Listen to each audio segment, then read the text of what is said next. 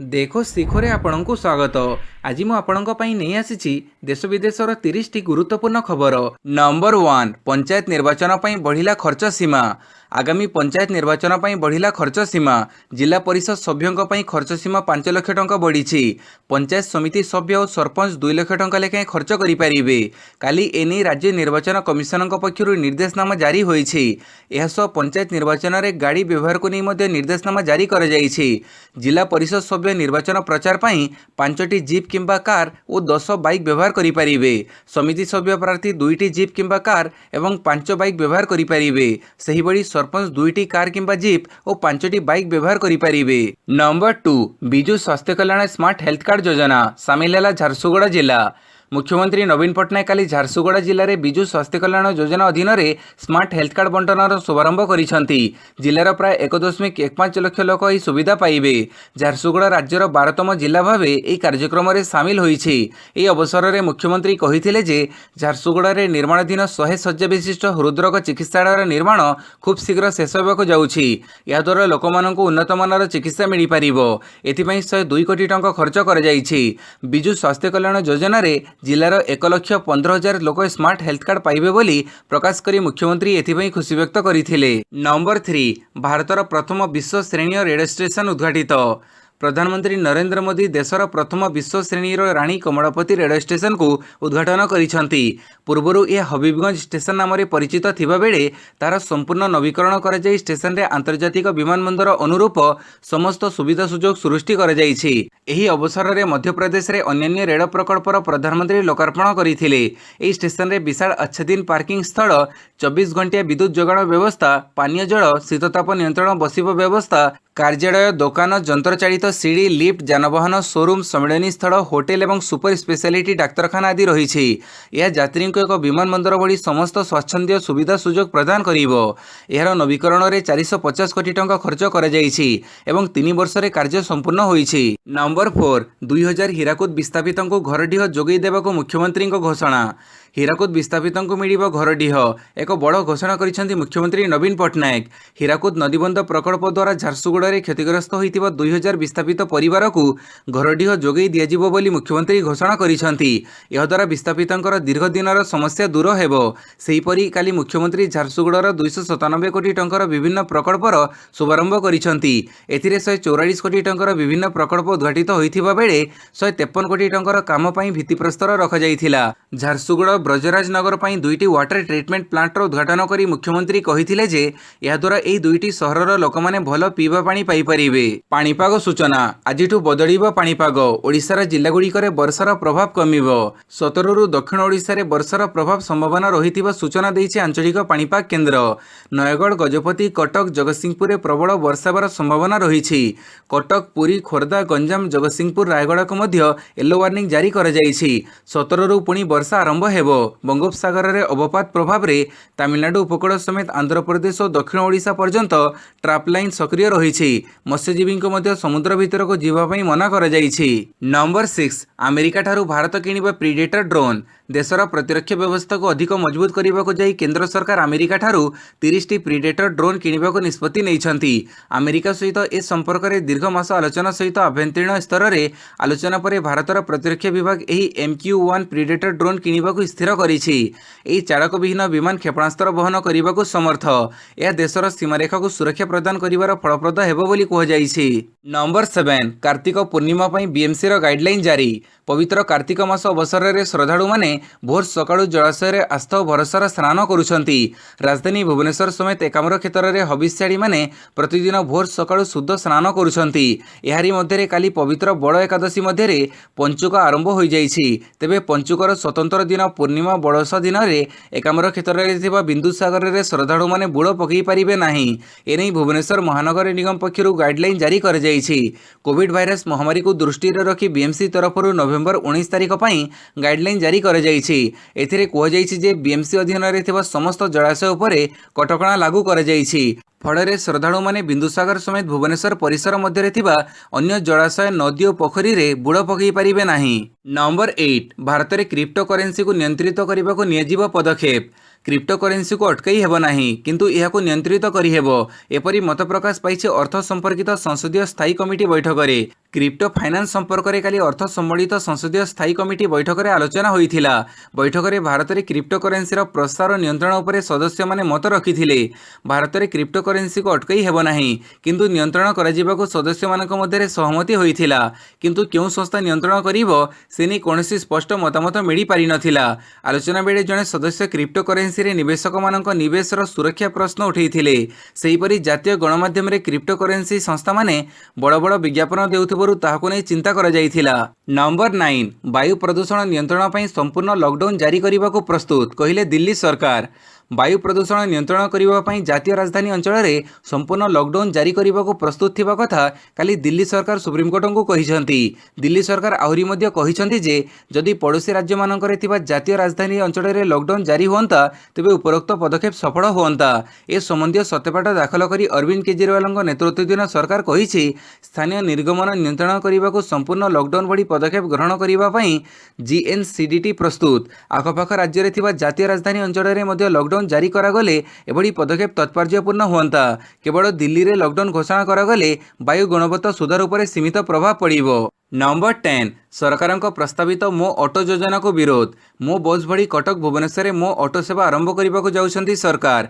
एभली प्रस्ताव आसिबो परे भयभीत होई पड़िछंती ऑटो उपर निर्भर करी चढ़ुथिबा लोके। यार प्रतिवाद रे भुवनेश्वर आंदोलन को ओल्हेइछंती ऑटो चालक। फଳରେ प्राय 2 लाख ऑटो चलाचल काली बंद रहिछि। प्रस्तावित मो ऑटो योजना रे ई ऑटो चलाचल पई सरकार योजना करूछंती।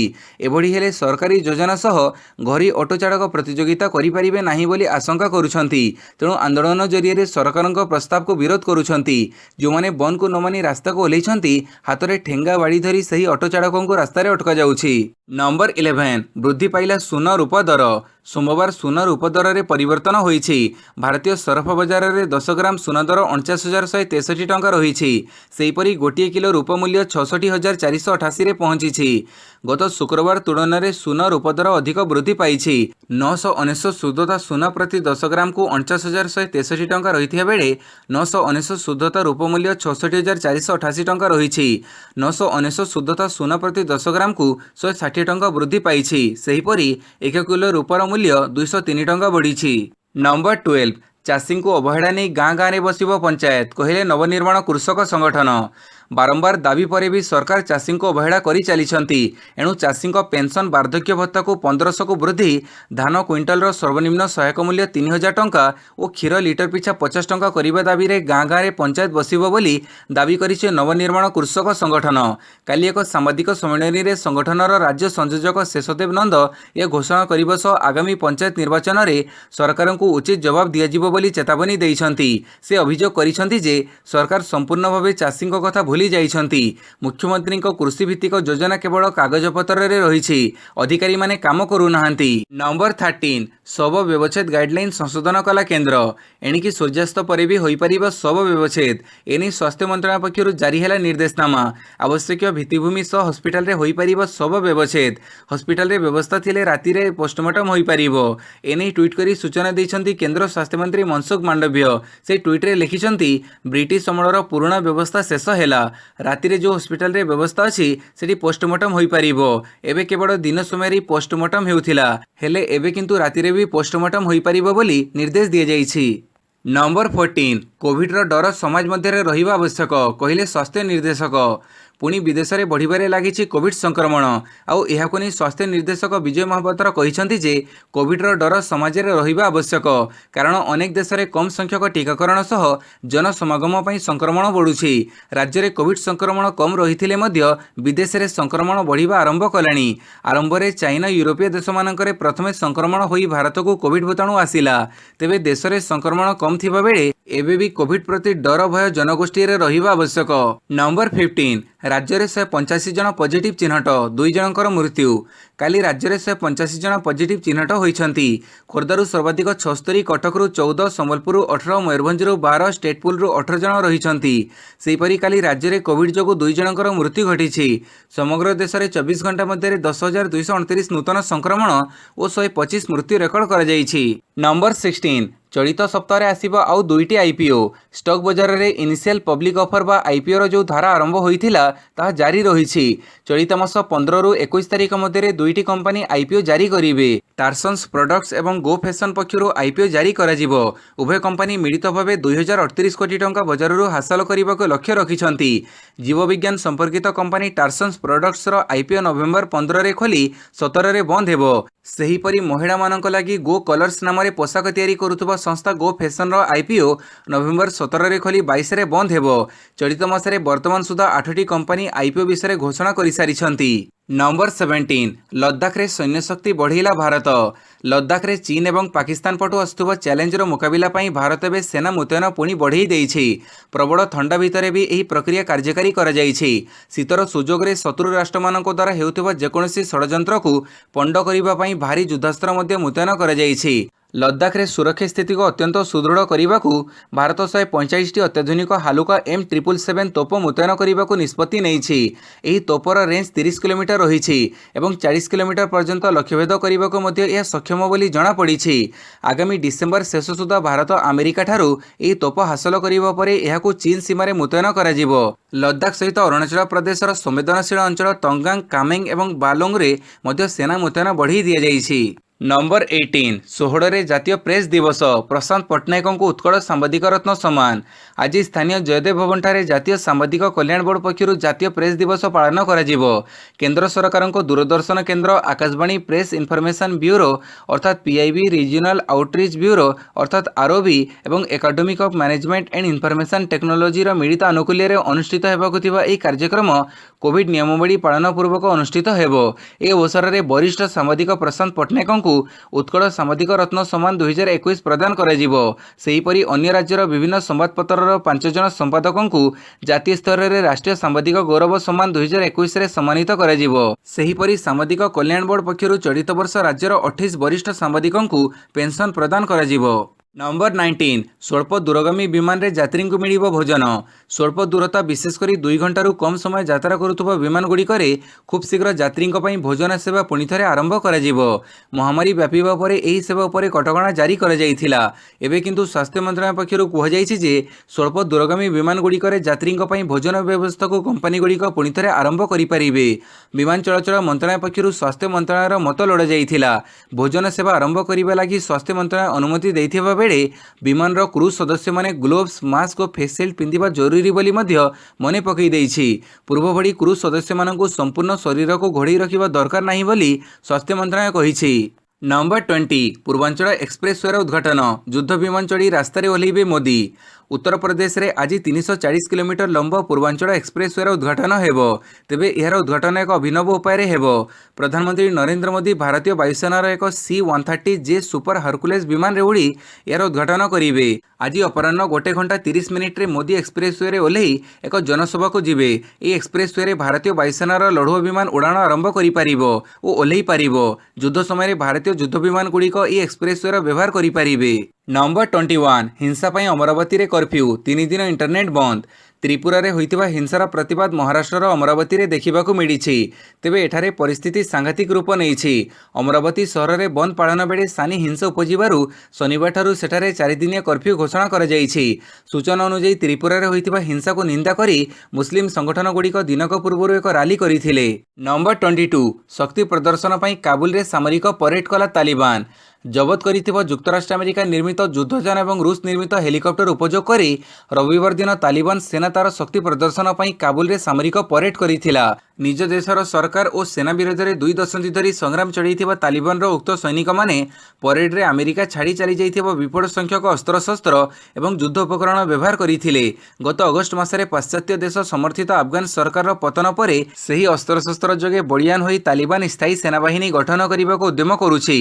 सद्य तालीम प्राप्त 250 जन सैनिकों स्नातक डिग्री हासिल सह मध्य उक्त परेडर संजोग थिला बोली मंत्रालय मुखपात्र इनायतुल्लाह खराजिम कहिसंती। नंबर 23 शिशुओं लेखिबाकू हेले निजको शिशु हेबाकू पड़े कहिले जयराम टुडू। प्रख्यात सान्ताड़ी लेखक जयराम टुडू रविवार दिन केन्द्र साहित्य एकाडेमी पक्षर सान्ताड़ी भाषा बाल साहित्य पुरस्कार पुरस्कृत होइछन्ति। ओडिशार प्रथम आदिवासी मंत्री सोनाराम सोरेन जीवनी उपर आधारित आत्मजीवनी भंजकुल भुरका इपिल सोनाराम सोरेन पई श्री टुडू को यह पुरस्कार प्रदान करा जाइछि। पिलांको जीवन सेमानक रुचि मन को बुझी शिशु साहित्य लेखिबाकू हुए। शिशु साहित्य लेखिबा बेले निजको शिशुटी हेबाकू पड़े। बड़मानक पई लेखिबा बेले एसबुर आवश्यकता पड़े नाही। शिशु लेखा पई शिशु नहेले एहा पिलांको स्पर्श करि पारिबनी बोली से अवसर कहिसंती। नंबर 24 बेगुनियार कांग्रेस विधायक प्रार्थी प्रदीप साहू बीजेडी रे सामिल। पुणी कांग्रेस को झटका। बेगुनियार कांग्रेस विधायक प्रार्थी प्रदीप साहू बीजेडी रे सामिल होइछंती। निजर शह शह समर्थकों सह से बीजेडी रे मिसिछंती। 2019 रे कांग्रेस प्रार्थी होई से 54,000 रु अधिक भोट पाइथिले। 2014 निर्वाचन रे आम ओडिशा पार्टी रु प्रार्थी होई से 30,000 रु अधिक भोट पाइथिले। 2009 निर्वाचन रे कांग्रेस रु प्रार्थी होई से 34,000 रु अधिक भोट पाइथिले। बेगुनिया बोलगढ़ विधानसभा निर्वाचन मंडली रो जणे पुरुखा तथा टाणुआ कांग्रेस नेता प्रदीप साहू बेस जनाशुना थिले। नंबर 25 गिरफ होइथिबा ओडिया सांबादिकों समेत 2 जन को मिलिला जामिन। त्रिपुरा रे गिरफ 2 सांबादिकों को जामिन मिलिछि। सांप्रदायिक उत्तेजना संपर्कित खबर संग्रह करने को जाइथिबा बेले 2 सांबादिकों को पुलिस गिरफ करिथिला।